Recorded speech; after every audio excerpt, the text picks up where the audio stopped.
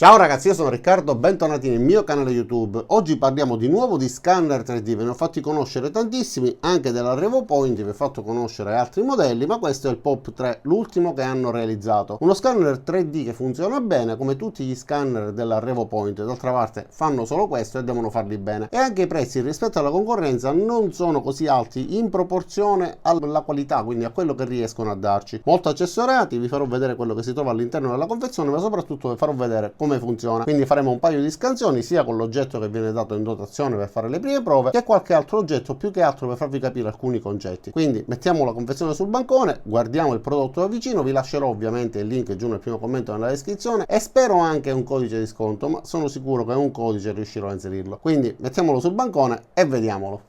E allora, come vi dicevo, già la maggior parte delle cose sono fuori dalla confezione, incluso lo scanner, il treppiedi, la base rotante, la testolina, questo busto che ci viene dato in dotazione per fare le prime prove, che ha tutte le caratteristiche ideali per poter essere acquisito, quindi è di colore bianco, è opaco e diciamo che tutti gli oggetti dovrebbero avere queste caratteristiche, essere il più vicino possibile a queste caratteristiche, perché per esempio gli oggetti lucidi come le parti metalliche cromate oppure le parti nere in realtà non riesce ad acquisirle, infatti la base è nera in modo da non essere acquisita e questo sfondo in plastica, un semplice telo in plastica, è anche di colore nero per evitare che lo scanner lo acquisisca. Comunque la confezione vi ho già fatto vedere la parte superiore in cui c'è l'illustrazione, il nome, quindi Pop 3 3D scanner, e questa è la parte più bassa. Come vedete abbiamo però due basi di calibrazione, in realtà me lo hanno mandato quando ancora non era stato messo nemmeno in commercio, quindi questo mi è stato inviato successivamente. All'interno della confezione ho trovato quest'altro,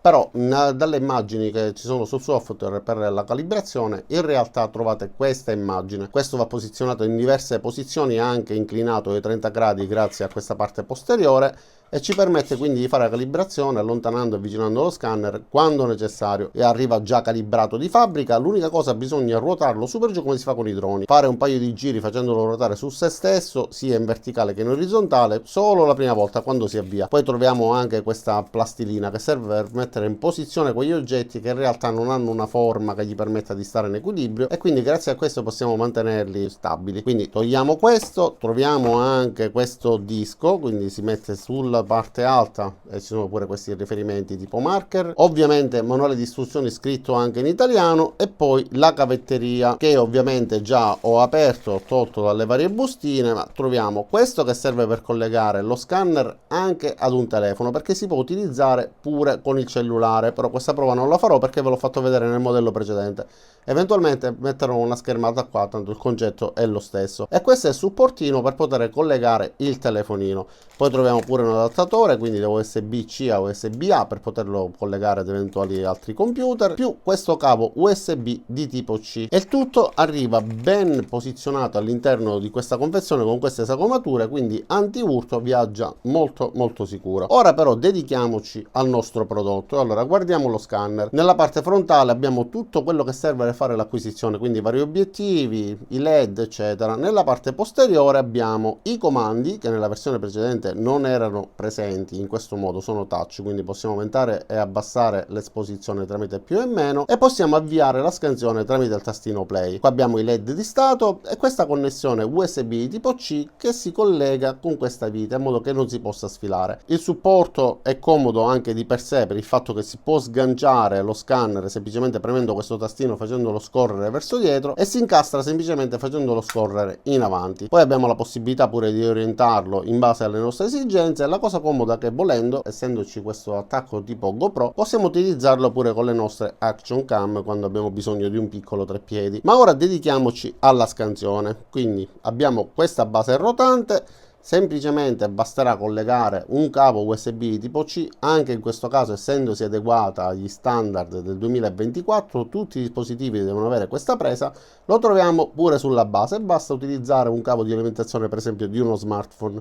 Da qua abbiamo il tastino per poter spegnere oppure poter scegliere la rotazione in senso orario e in senso antiorario. Avviamola in senso orario e qua abbiamo anche la possibilità di regolare la velocità di rotazione.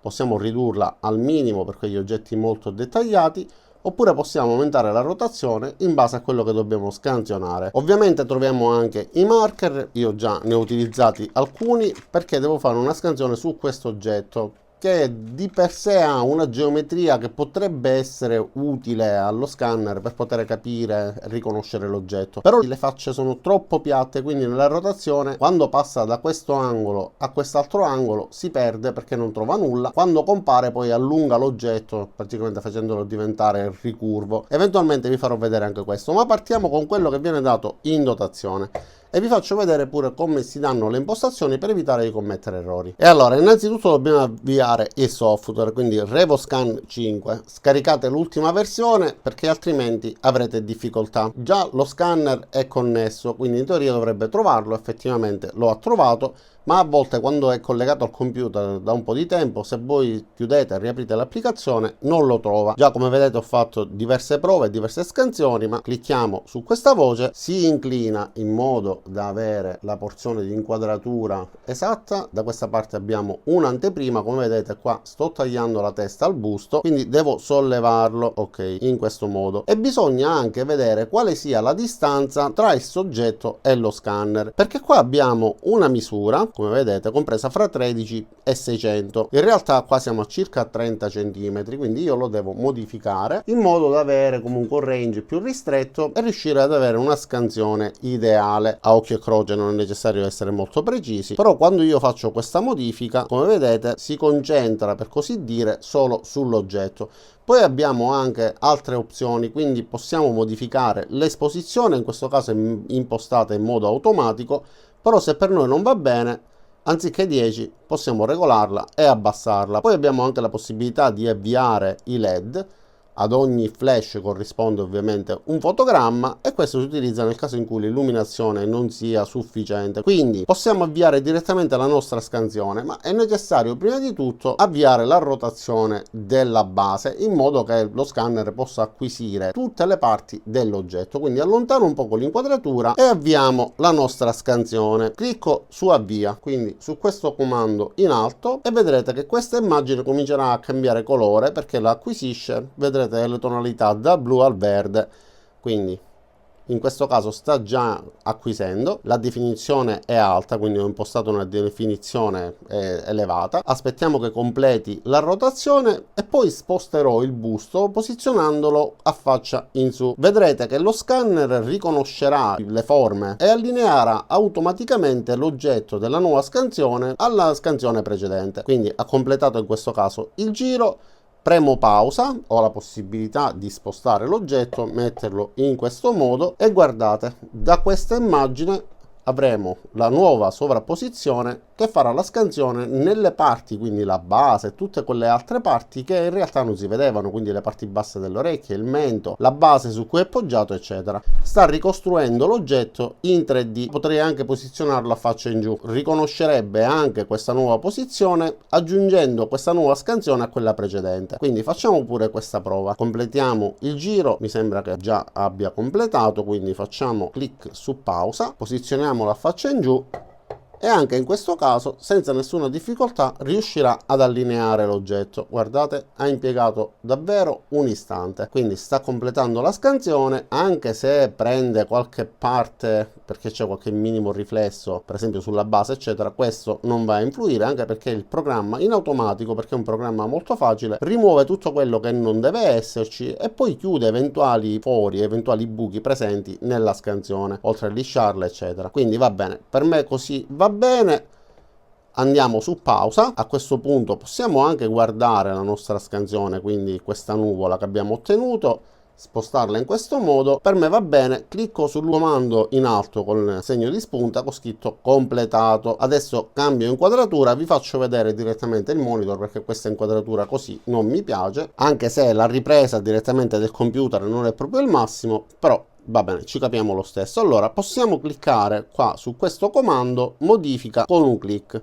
Si apre una nuova finestra, quindi clicchiamo su applica. Questo processo di fusione richiede qualche minuto, dipende anche dal computer che utilizzate. Se avete un computer un po' vecchiotto con caratteristiche e prestazioni un po' limitate, potrebbe non riuscire, potrebbe anche crashare l'applicazione, potrebbe impiegare davvero tantissimo tempo. Questo computer ha delle buone prestazioni, nonostante tutto richiede comunque il suo tempo. Allora, in meno tempo del previsto ha fatto quindi questo primo lavoro di correzione. Come vedete ci sono dei piccoli errori, ma questo non è un problema. Andiamo ora sul comando successivo. Questa procedura è leggermente più veloce rispetto a quella precedente, quindi aspettiamo che elabori.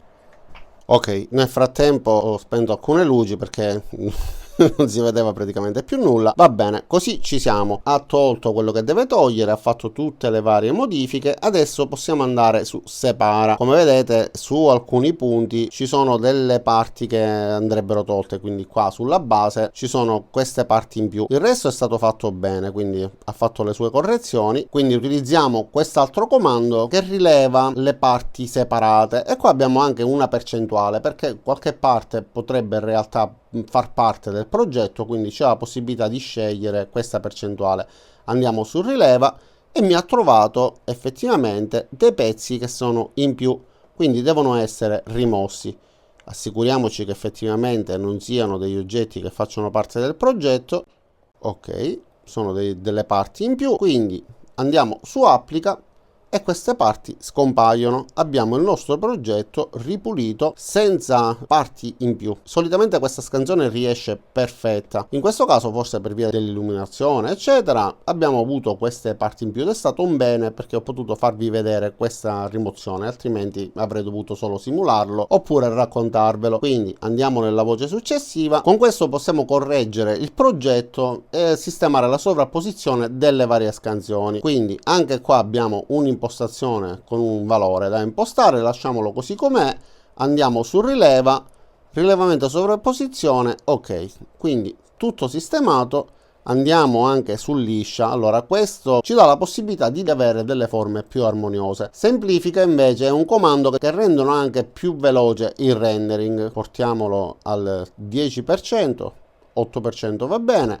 Andiamo su applica, ok, ha semplificato il nostro progetto che rimane comunque molto fedele all'originale. Ok, quindi abbiamo il nostro progetto praticamente completo, pronto da stampare. Per poterlo stampare dobbiamo andare su esporta, quindi andiamo su questo comando, tutti i modelli, diamo un nome, quindi possiamo chiamarlo busto, e poi possiamo aprirlo con il nostro programma di slicing, per esempio per stamparlo in 3D, oppure con altri programmi per fare altri tipi di lavorazioni, modifiche eccetera. E questo quindi è il nostro busto, che ci dà la possibilità di stamparlo tramite la nostra stampante 3D e avere una copia praticamente fedele al busto che abbiamo fra le mani. Allora vi evito tutto il processo di scansione anche di questo Barry, motociclista panciuto. Questo ha diverse parti nere che, come vi ho detto, lo scanner effettivamente non riconosce. Faccio vedere direttamente come, andando su ricerca i fori, abbia ritrovato automaticamente tutti i fori presenti. Selezioniamoli in questo modo.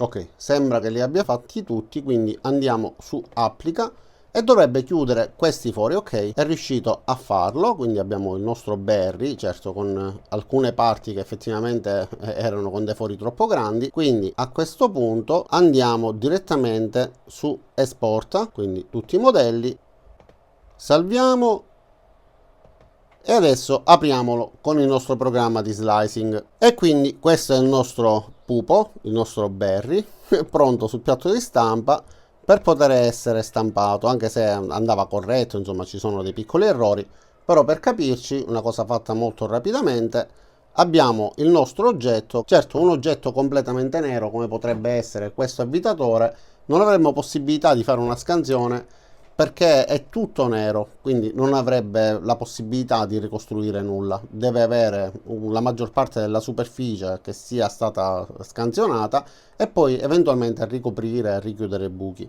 Questo sarebbe un unico grande buco nero.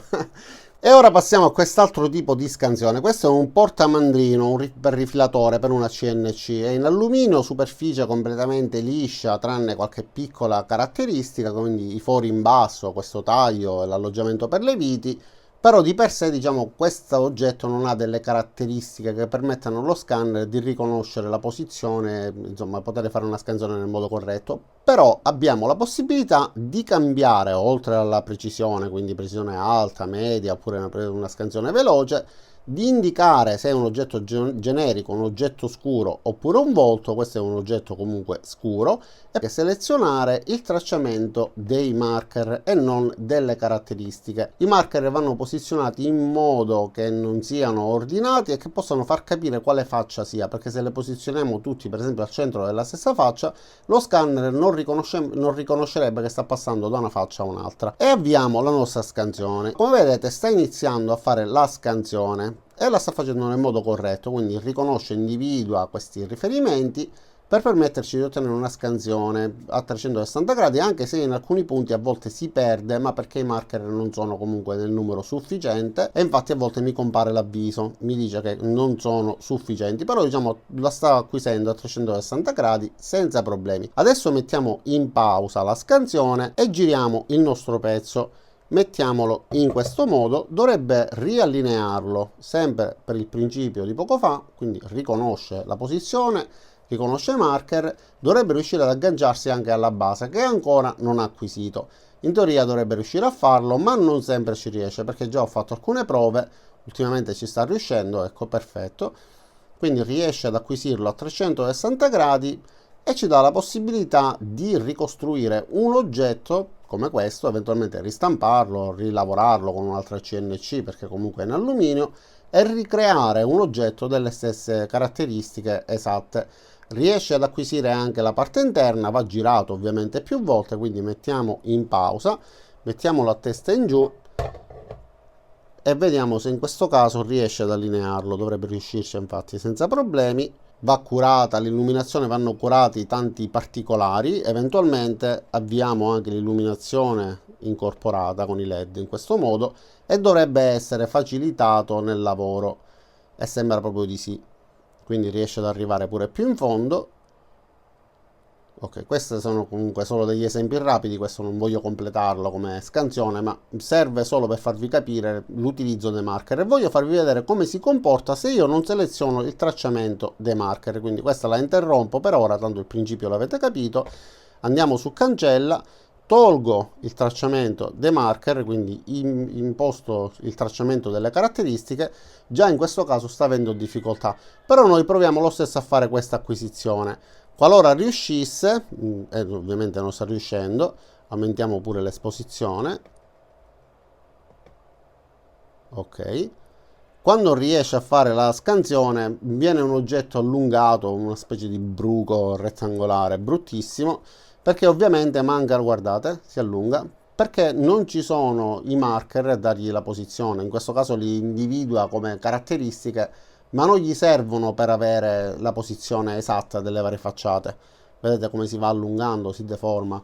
Quindi bisogna impostare il tracciamento dei marker e bisogna applicare questi marker in modo che abbiano tutti una posizione differente. Ovviamente con gli oggetti riflettenti ha delle difficoltà, non riesce ad acquisire degli oggetti per esempio in acciaio o comunque oggetti lucidi, perché tutti gli scanner 3D non riescono a individuarli. Vedete, vede qualcosina però non riesce a fare un'acquisizione corretta. Qua compare il logo, riesce ad acquisirlo, poi in questo caso c'è il riflesso. Lo stesso per quanto riguarda l'impugnatura, quindi non riusciamo ad acquisire certi oggetti, però quest'altro, che è semplice ma comunque delle caratteristiche sia da questa parte che in basso, riusciamo ad acquisirlo in parte, non del tutto, perché pure su questo poi abbiamo qualche piccola deformazione, però a differenza di tanti altri scanner riesce a farlo. Quindi proviamo, vi faccio vedere. Allora, la distanza dovrebbe essere corretta, come vedete già sta acquisendo, riesce ad acquisire tutti i lati, lo ricostruisce perfettamente. Quando provo però a girarlo, solo quando provo a girarlo, perché in questo caso così lo acquisisce bene, lo deforma, quindi ci vogliono i marker. Proviamo a fare a questo punto la scansione di un volto, e per fare questa scansione ovviamente i marker si devono deselezionare perché nel volto umano non si possono applicare. Facciamo volto, faccio una cosa rapida inquadrando verso di me, quindi vi faccio vedere come si comporta nella scansione, però ovviamente è una cosa improvvisata, non è assolutamente facile fare una scansione da soli del proprio volto, però proviamoci, anche perché come vedete bisogna mantenerlo ad una certa distanza. E allora avvia.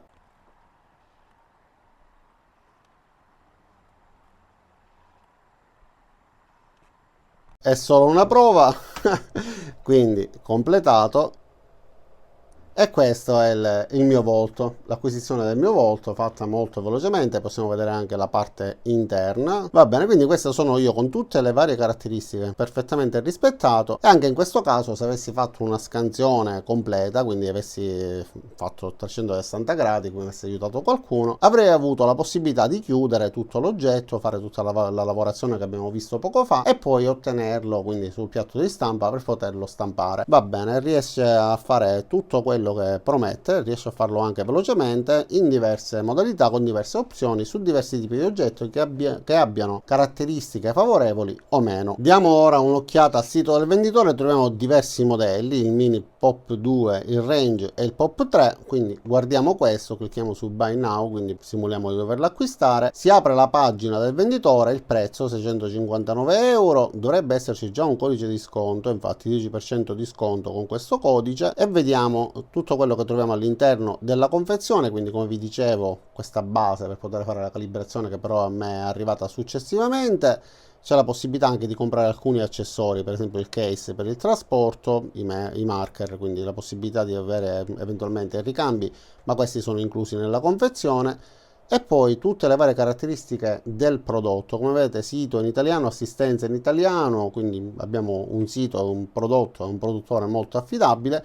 Lo scanner Pop 3 è di nuova generazione della serie Pop con hardware, design e usabilità nuovi e migliorati.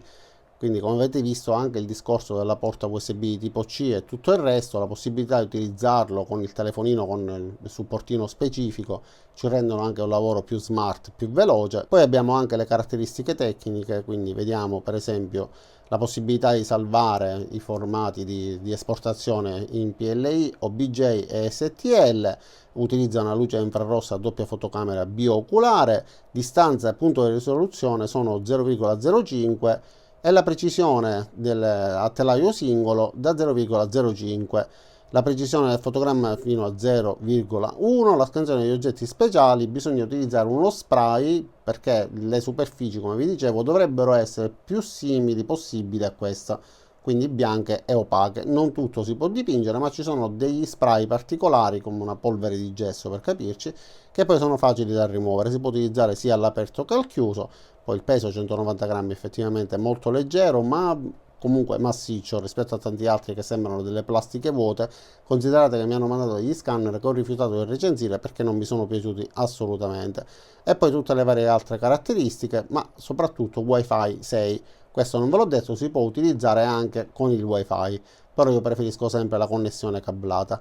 Quindi poi abbiamo alcune recensioni degli acquirenti, recensioni reali, perché ci sono pure 1 stella, 2 stelle, 3 stelle, ma poi la maggior parte 5 stelle, quindi abbiamo 4 stelle e mezzo su 5. E allora ragazzi, alla fine poi ho dato 2 click alla scansione del mio volto, diciamo l'ho reso un pochettino più presentabile per quello che sia possibile salvare del mio volto, ma spero comunque che di questo scanner vi sia piaciuta la qualità, la risoluzione, la semplicità di utilizzo, perché è uno scanner che si utilizza in modo molto semplice, così come è semplice la possibilità di utilizzarlo tramite il software con comandi in italiano. Se a voi serve un prodotto di questo tipo, se vi è piaciuto come si è comportato, pensate che possa essere un prodotto adatto per voi, andate a dare un'occhiata giù nel primo commento nella descrizione, troverete il link e spero che troverete anche un codice di sconto. Detto questo, non mi rimane che ringraziarvi di aver visto il video fino in fondo. Vi invito ad iscrivervi al mio canale e mettere mi piace cliccando qua giù sul pollicione all'insù. Cliccate anche sulla campanella dopo esservi iscritti e ci vediamo a tutti i miei prossimi caricamenti. Ciao da Riccardo e a presto!